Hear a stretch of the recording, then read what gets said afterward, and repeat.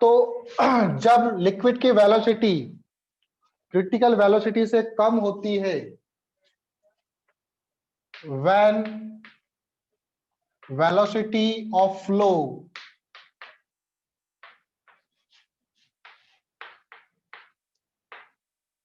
is less than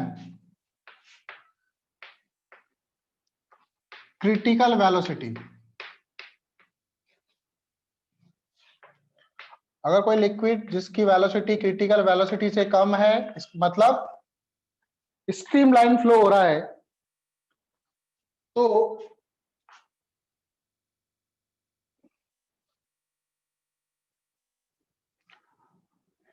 तो जो liquid की वेलोसिटी है वो किससे कंट्रोल हो रही है? विस्कोसिटी से। When velocity of flow is less than critical velocity, then velocity of flow is controlled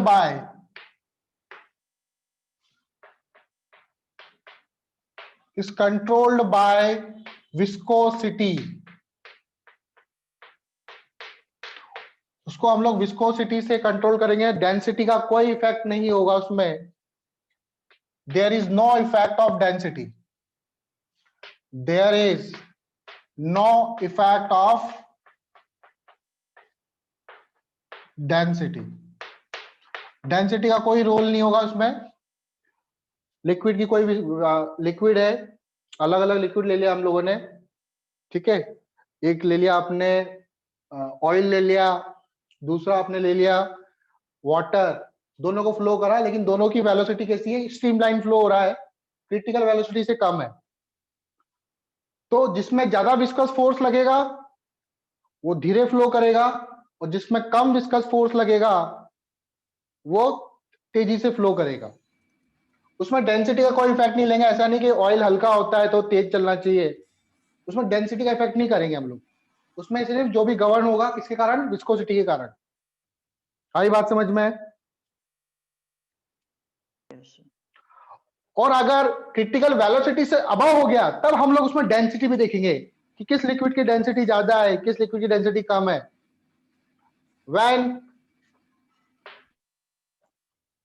velocity of flow is above critical velocity, अगर क्रिटिकल वेलोसिटी से अबव है तब हम उसमें डेंसिटी भी देखेंगे। then flow is governed by, then density also affect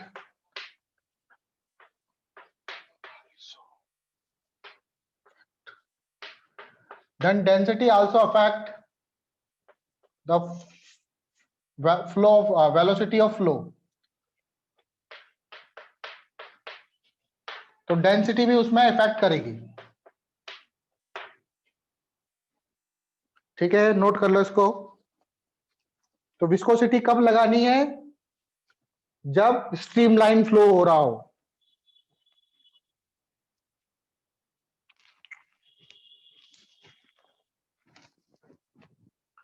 ठीक है, नोट कर लिया? यस सर, हो गया।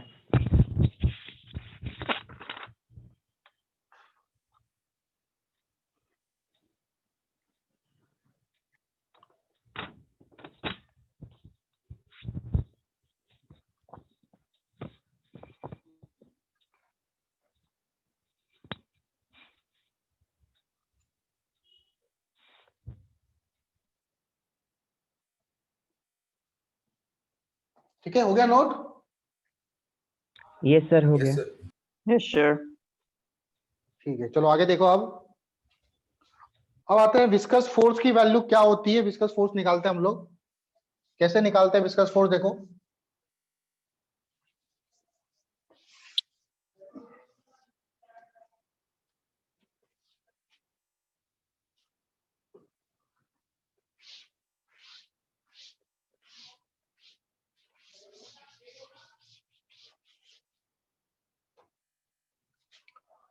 टॉपिक डालो विस्कस फोर्स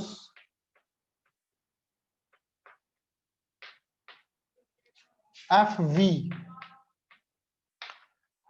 क्या होता है, जो लिक्विड फ्लो होता है, जो विस्कस फोर्स है, आपने देखा होगा जहां नदी चौड़ी हो जाती है वहां पर पानी का जो फ्लो होता है वो बहुत धीरे होता है, और जहां पे नदी बहुत संकरी होती है, नैरो होती है, वहां पर फ्लो बहुत तेज होता है। कभी देखा है क्या आपने ऐसा?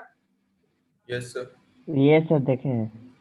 तो मतलब जो विस्कस फोर्स है, नदी धीरे चल रही है, इसका मतलब विस्कस फोर्स ज्यादा लग रहा है। Yes sir. तो F V directly proportional area होगा। हाँ सर। दूसरा,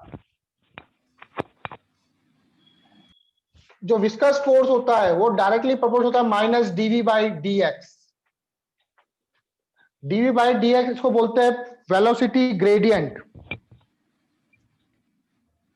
डीवी बाई डी एक्स को क्या बोलते हैं हम लोग? Velocity gradient. Per unit length पर क्या वेलोसिटी है।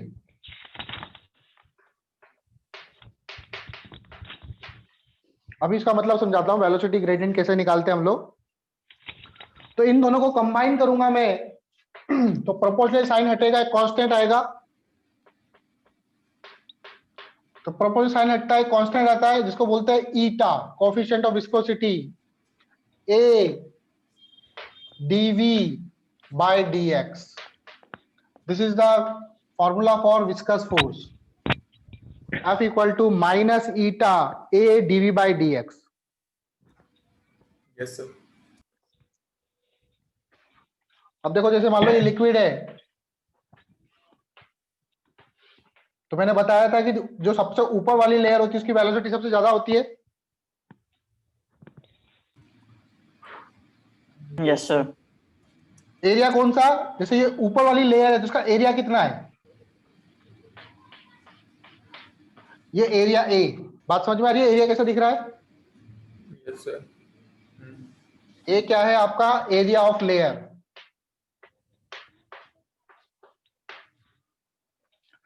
तो सपोज करो ये वाला जो लेयर है, इस लेयर की वेलोसिटी v है। जैसे जैसे ऊपर जाते हैं वेलोसिटी बढ़ती है घटती है? बढ़ती है। बढ़ती है। बढ़ती है। तो इसकी वेलोसिटी हो जाएगी dv, v प्लस dv कुछ ज्यादा हो जाएगी। और दोनों के बीच में डिफरेंस कितना? डिस्टेंस है dx, dx। दोनों लेयर्स के बीच में। तो dv अपॉन dx इसको बोलेंगे velocity gradient. Per unit length पर वेलोसिटी कितनी इंक्रीज हो रही है? dx दिख रहा है आप लोगों को? Yes sir. ये आपका dx है।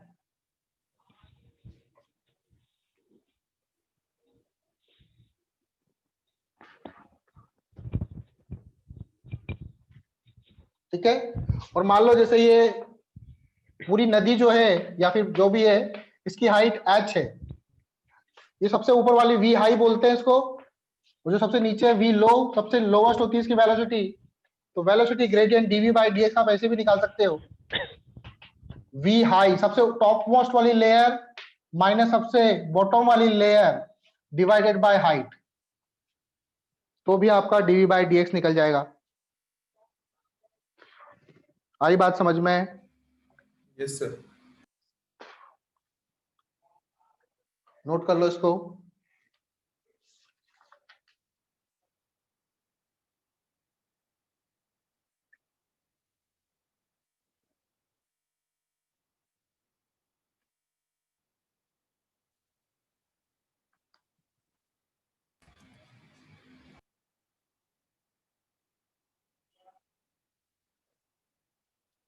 अब कर दूं?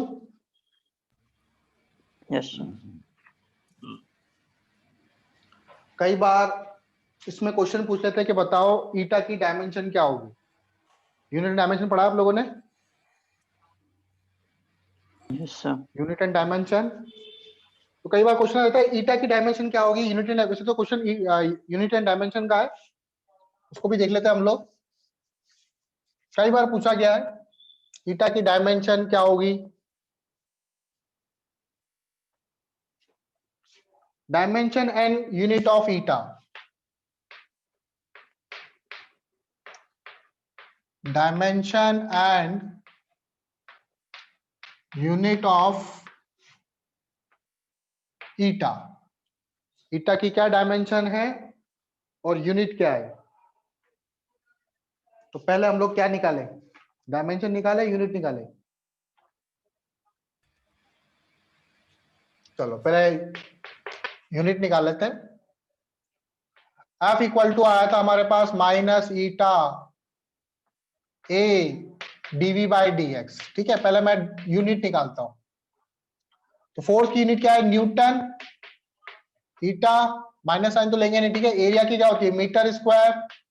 वेलोसिटी क्या होती है? मीटर पर सेकेंड बाय मीटर, मीटर पर सेकेंड सॉरी, मीटर से मीटर कैंसिल, तो ईटा बराबर हो जाएगा न्यूटन सेकेंड पर मीटर स्क्वायर।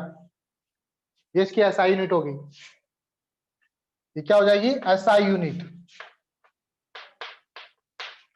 न्यूटन सेकेंड पर मीटर स्क्वायर। इसी को हम लोग 1 डेकापॉइस बोलते हैं। ठीक है, ये भी इसकी एसआई यूनिट है, 1 डेकापॉइस। Yes, sir. मतलब 1 न्यूटन सेकेंड पर मीटर स्क्वायर, ये डेकापॉइस है, ये इसकी एसआई यूनिट होती है। और सीजीएस यूनिट क्या होगी? सीजीएस में इसको कन्वर्ट करना पड़ेगा आप लोगों को। डाइन, न्यूटन का डाइन। 1 डायन सेकेंड, नीचे आएगा सेंटीमीटर स्क्वायर। ये क्या हो जाएगा? ये हो जाएगा 1 पॉइस। इसे बोलेंगे 1 पॉइस। और पॉइस जो यूनिट होती है वो सीजीएस यूनिट होती है। तो 1 डेकापॉइस में कितने पॉइस होंगे? 10। 1 डेकापॉइस इक्वल टू होगा 10 पॉइस।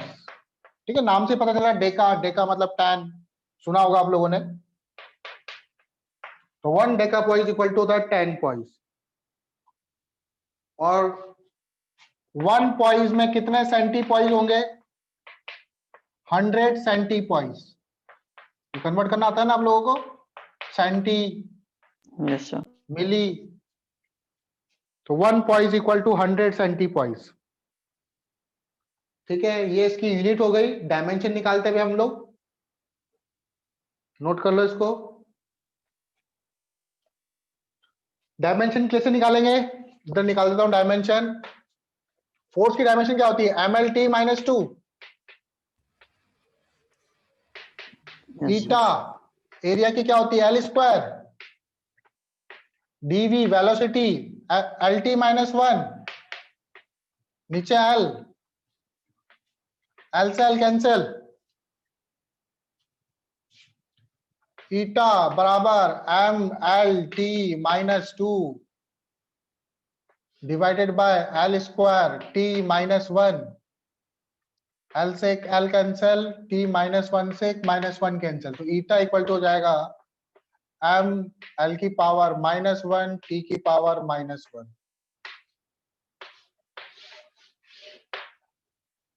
ठीक है, ये डायमेंशन हो जाएगी।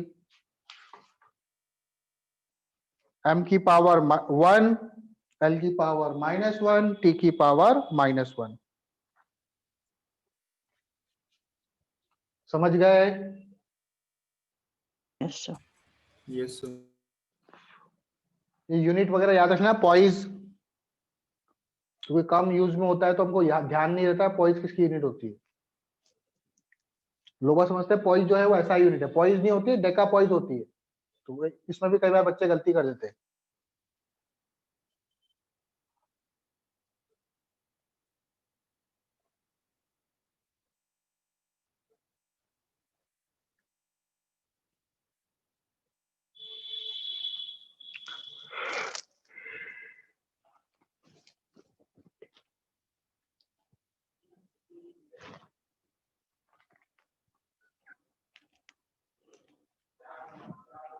चलो नोट कर लिया? Yes, sir. चलो आगे देखो। अब लेते हैं कुछ questions.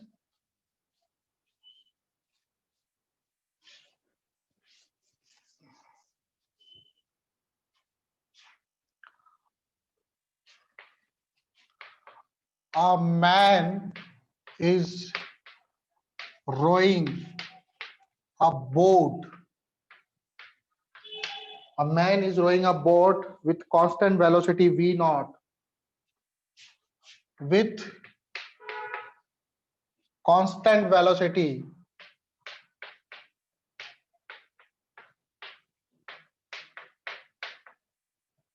v naught in a river of depth d. एक रिवर इसकी डेप्थ है d. if the contact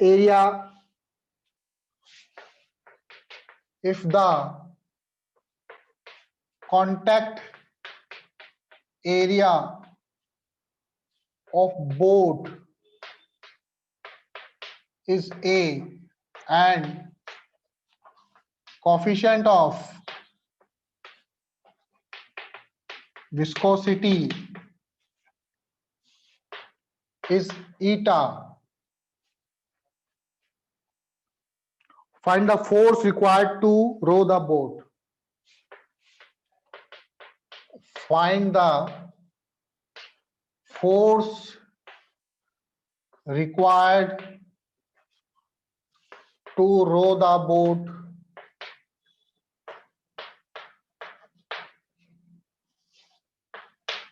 तो बोट को कितना फोर्स लगाना पड़ेगा?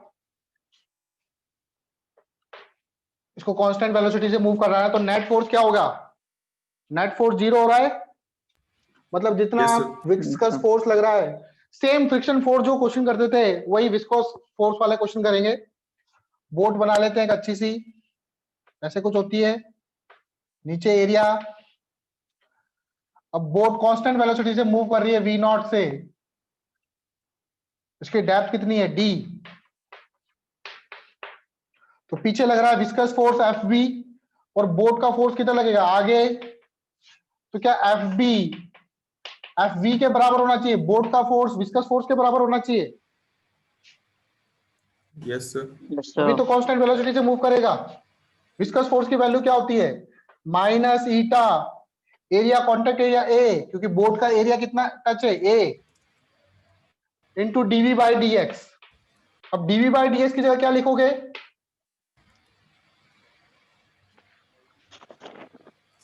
अब यहां पर जो पानी की लेयर है उसकी वेलोसिटी क्या होगी जो टॉप मोस्ट पर है? जो बोट की वेलोसिटी है FB. वही तो होगी.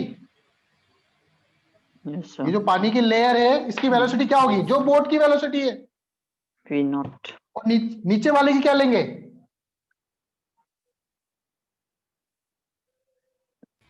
Sir, FB minus. नीचे वाले की लगभग 0 मानते हैं हम लोग, v नॉट बाई डी आ जाएगा इधर. क्या आ जाएगा? v not by D. यही बोट फोर्स के बराबर होगा. बात समझ में आई? Yes, sir.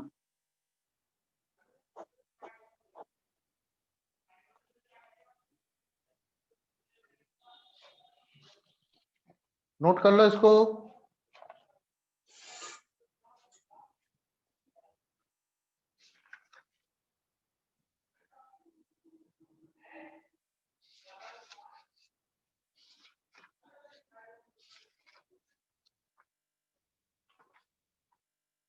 नेक्स्ट क्वेश्चन देखें. 1 मिनट सर.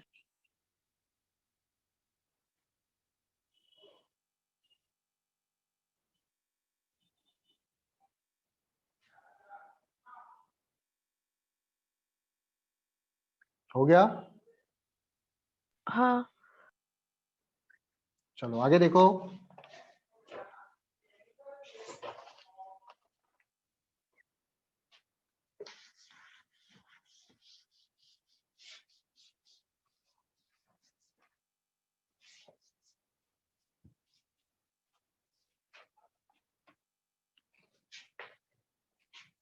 क्वेश्चन है a cubical block of side 2 metre, एक क्यूबिकल ब्लॉक जिसकी साइड कितनी है 2 metre, mass 20 kg and mass 20 kg slide on inclined plane, slide on inclined plane lubricated with oil of eta, eta आपको given है 10⁻⁻1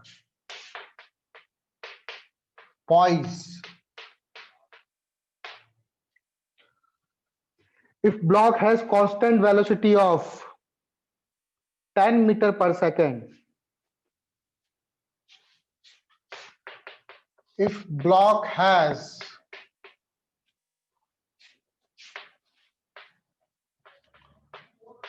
constant velocity of 10 meter per second and g equal to 10 meter, then the thickness of the layer of oil is, and g लेना है आपको 10 meter per second square, then thickness of oil layer is, ये आपको निकालना है. Theta आपको given है 30 degree. तो dv/dx निकालना है ना. एक्चुअल में क्या है, इस तरह से इंक्लाइन प्लेन है, ये एंगल आपको 30 डिग्री गिवन है, इसके ऊपर एक क्यूबिकल ब्लॉक है और इनके बीच में ऑयल की एक लेयर है, पतली सी एक लेयर, और ये स्लाइड कर रहा है कितने स्पीड से 10 मीटर पर सेकंड से, कांस्टेंट वेलोसिटी से आ रहा है. तो ये जो इनके बीच में ऑयल है, ये ऑयल की लेयर है, लेयर ऑफ ऑयल, इसकी थिकनेस क्या होगी, इस ऑयल की लेयर की थिकनेस क्या होगी, ये निकालना है. तो सही कह रहा है आपको, dv/dx भी नहीं निकालना है, dx निकालना है आपको. dv/dx भी नहीं निकालना है, dx निकालना है. कैसे निकालेंगे,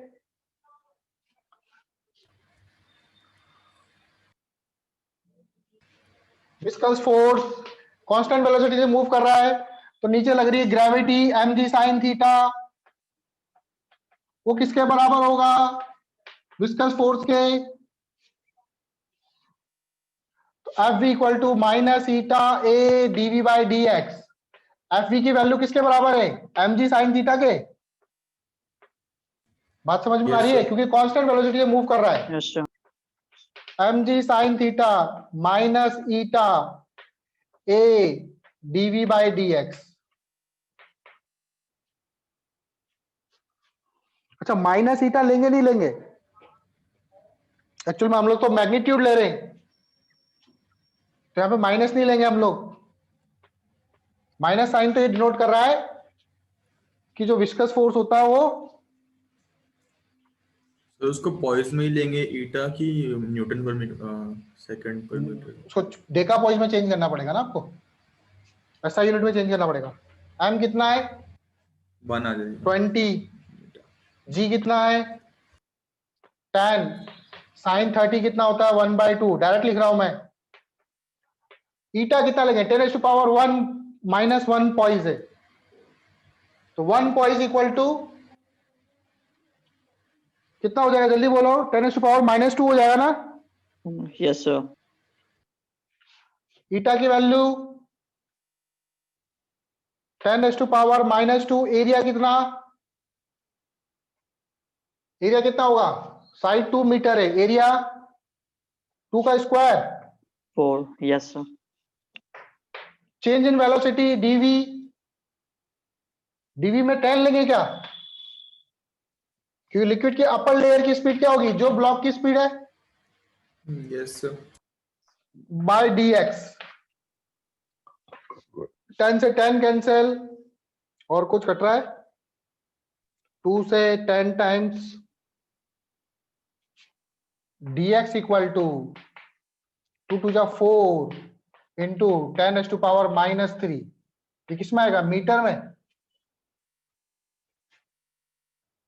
मीटर में इसको मिलीमीटर में चेंज करेंगे तो 1 मीटर 100 सेंटीमीटर, 1 मीटर 1000 मिलीमीटर, तो 4 mm आंसर आएगा। 4 mm thickness of the layer is 4 mm।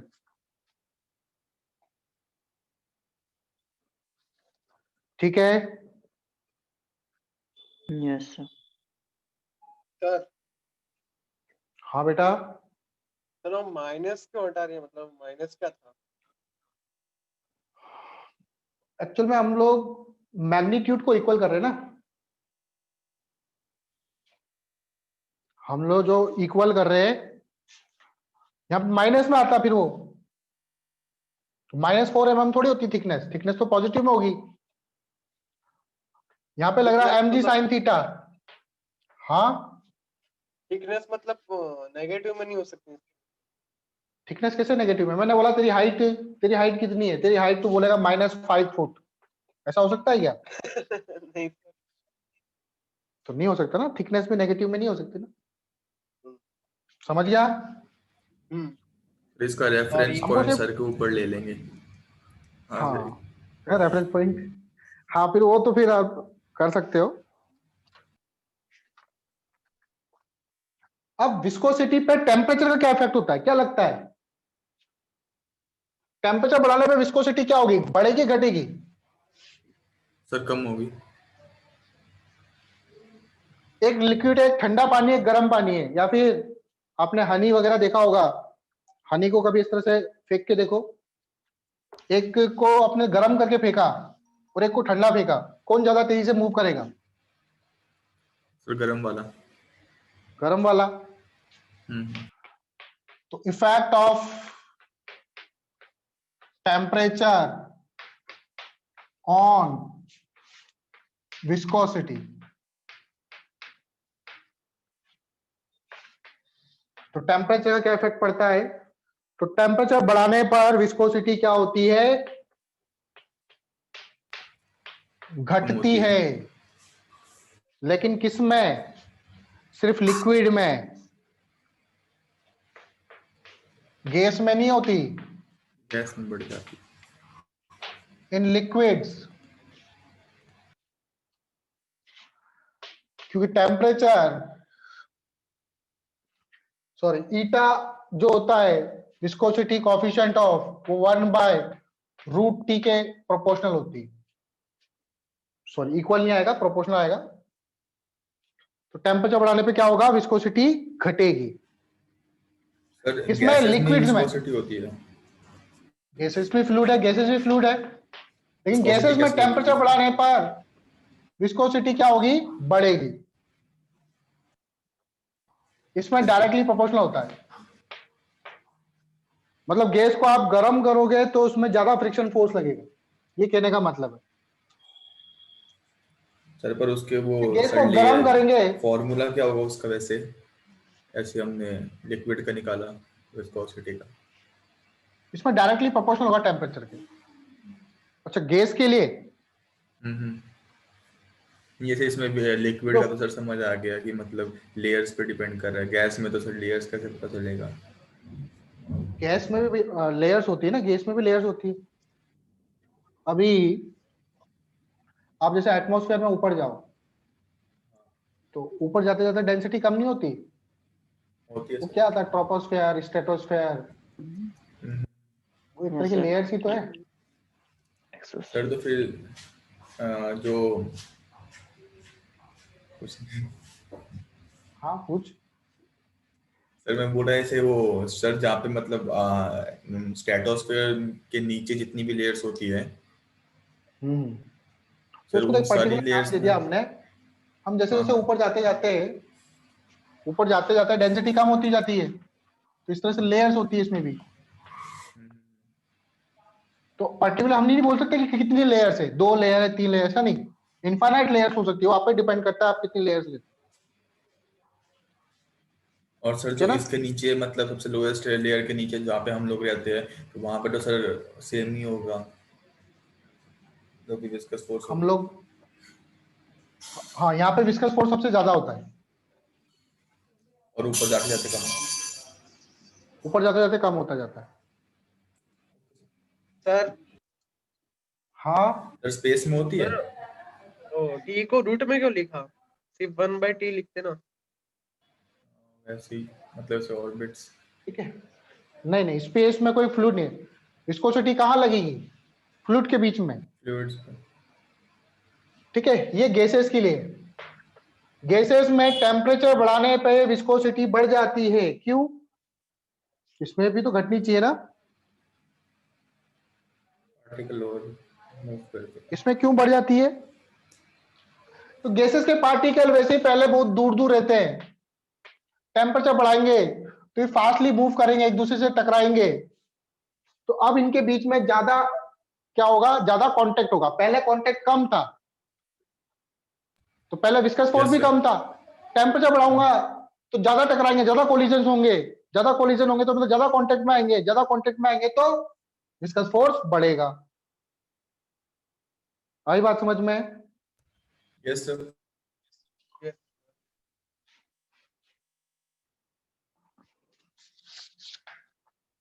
Sir हाँ बेटा। सर फोर्स जो होता है वो कब कंजर्वेटिव होता है? फोर्स कब कंजर्वेटिव होता है मतलब कंजर्वेटिव कब कंजर्वेटिव? होता है? हाँ उन फोर्सेस को कंजर्वेटिव बोलते हैं हम लोग जिसमें जो वर्क डन होता है किसी क्लोज पाथ पर वो जीरो होता है। कंजर्वेटिव फोर्सेस, उसके अलग अलग डेफिनेशन है। तो कंजर्वेटिव फोर्स, अगर आपका कंजर्वेटिव है तो आप क्लोज पाथ कर रहे हो उस पर, तो क्लोज पाथ पर उस फोर्स के कारण जो वर्क डन होगा वो जीरो होगा। सपोज करो एक पत्थर को मैं ऊपर ले गया, वापस नीचे ले आया, तो ग्रेविटी कारण वर्क डन क्या हुआ? सर ये जीरो। सर ये वर्डन समझ नहीं आ रहा है, क्या वर्डन मतलब? वर्क डन, वर्क डन, अच्छा काम कितना वर्क करा। डन, अरे हाँ वर्क डन बोल रहे, मैंने कहा कब से वर्क वर्डन डन, वर्डन सुना देता है। वर्क डन, एच हाइट पे ले गया, वापस नीचे ले आया, कितना वर्क डन हुआ? ग्रेविटी के कारण जीरो। तो ग्रेविटी कैसा फोर्स हुआ? Conservative force. Conservative.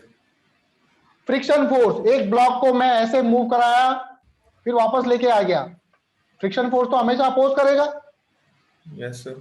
Yes sir. इसको डस्टर को यूं ले जा रहा हूं तो फ्रिक्शन फोर्स इधर लग रहा है, इधर ले जा रहा तो फ्रिक्शन फोर्स इधर लग रहा है। नो क्लोज पाथ तो कर लिया मैंने, ऐसे गया वापस आया, क्लोज पाथ हो गया, लेकिन वर्क डन क्या होगा?